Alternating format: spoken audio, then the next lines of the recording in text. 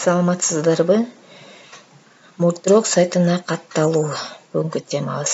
Ал үчүн Google Chrome'га киребиз. Google Chrome ачылганда биз поисковикке издөө жолчусуна multiurok.ru деп жазабыз. Ачалсын.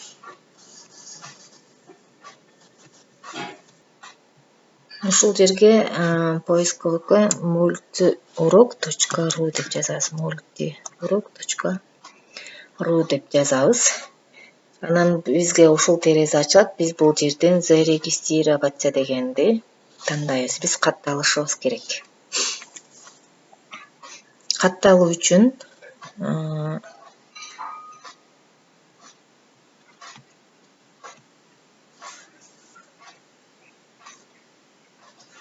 бизде ушундай терезе ачылат. Катталуу үчүн биз зарегистрироваться дегенди басабыз. Андан кийин бул жерде email деп атат. Биздин поштабызды сурап атат. Почтаны латын тамгалары менен өзүбүздүн поштабызды жазабыз. Латын тамгалары менен кичине тамга менен баштап жазабыз.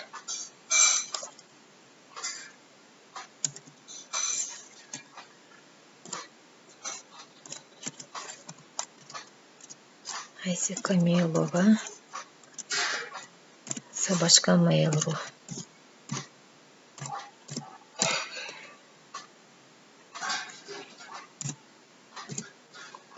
Придумайте пароль деген жерге биз пароль теребиз. Паролубуз символдордон, цифралардан туруш керек. Повторите пароль деген жерге ушул эле парольду жазабыз.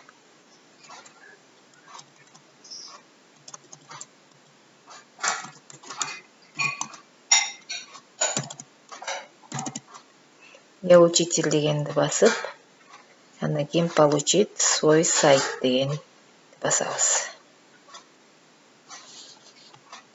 Паролубуз туура келбей калыптыр.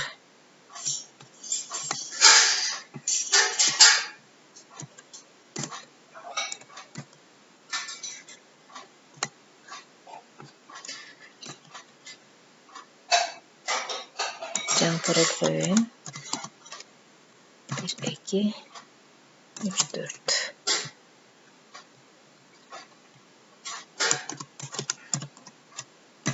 2, 3, 4. Получить свой сайт. Регистрация кетип атат. Бир аз күтүп турабыз.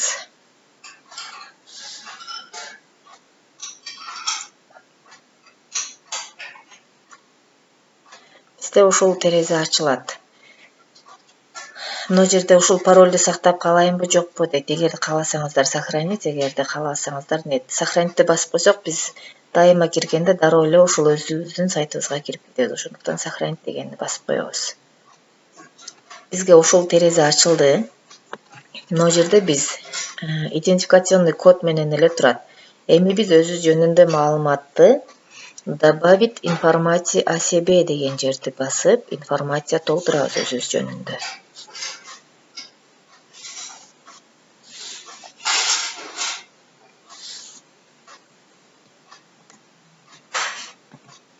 На фамилия деген жерге фамилиябызды, имя деген жерге имябызды, отчествоны, пол женский, дата рождения, туулган күн сызыкча ай сызыкча, андан кийин жылыбыз жазылат. Ушул типте жазбасак, ал эме катага эсептейт. Мына жерде дагы форматты ушундай жаз деп көрсөтүп турат. Должность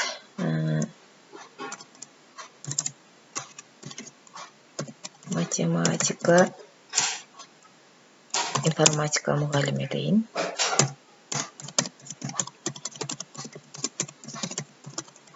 Мугалими, место работы. Нокат району, Арал орто мектеби. Телефон жазсаңыздар да болот, жазбасаңыз да болот. Skype деген жерге жазбайбыз. Местоположение страна Кыргызстан, город Ош области Нукат району. Мына жерге общее обо мне, мое образование деген жерге толтурбай эле коесуздар. Андан ары бул терезеде толтурулбайт, андан кийин сохранить дегенди басасыздар. Мына биз өздүк сайтыбызды ачып алдык. Эми ушул жерден биз өздүк сайтка файлдарды кантип жүктөйбүз? Ал үчүн новости обо мне дегенди толтурдук. Файлы дегенге барабыз. Файлы дегенге барсак, ушул терезе ачылат. Бул жерден добавить авторскую разработку дегенди басабыз. Бул жерден выберите файл для публикации деген бар. Аны тандайбыз. Жана ошондой эле биз жүктөй турган файлды тандайбыз.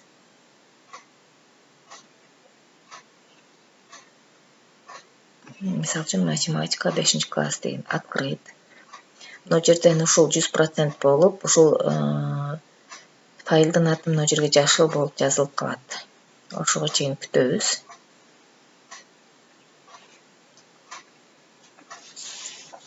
Бул жерге файлдарга PowerPoint, Word'то жазылган, Excel'де жазылган документтер сактала берет. Мынакей. Биздин файлыбыз жүктөлдү. Файл успешно загружен деп. Андан кийин мына заголовок деген жерге жазабыз. Ошол файлыбыз эмне жөнүндө? Математика 5-класстар. 5-класс темабыз мундук. Бөлчөккө айландыруу болчу. Темасын жазып коебуз. Тип разработки деген жерге уроки, предмет математика, класс 5-класс тандап коебуз. Андан кийин категория деген жерге жазбайбыз. Описание деген жерге ушул жерге описаниясын жазып койсоңуздар болот. Математика боюнча слайд сабак деп коеюн. Андан кийин сохранить публикацияны басасыз. Мына файл успешно загружен деп, мына биздин азыркы жүктөгөн файлыбыз ушул. Эми башка бирөөнүн файлын кантип өзүбүзгө көчүрүп алабыз? Ал үчүн сайты учителей дегенге барабыз. Сайт учителей десек, ушул терезе ачылат. Биз бул жерден мына поиск пользователем дегенди басабыз. Мына жерге фамилиясын жазабыз. Мисалы үчүн Абдина Биева Бактыгүл десек, мынакей чыкты.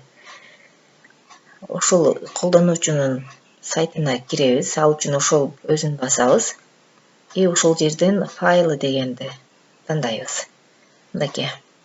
Ушул Бактыгүл эжекейнин сайты ачылды. Бактыгүл эжекейнин файлдары. Бизге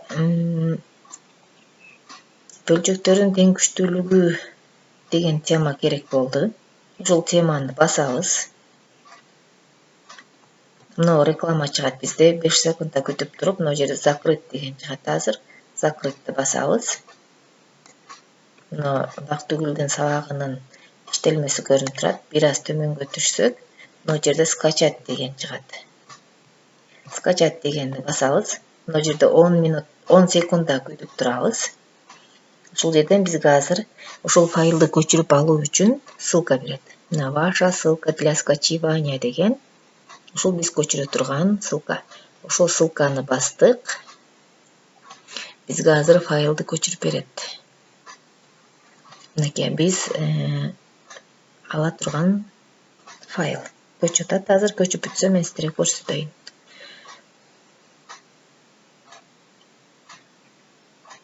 Мына файл көчүп бүткөндө, мына ушул стрелканы басып, открытьты бассак, мынакей PowerPoint'та жасалган слайд экен. Разрешить редактирование дегенди басып, биз ушул сабакты көрсөк болот. Мынакей. Ушул сабакты ушинтип көчүрүп алсак болот.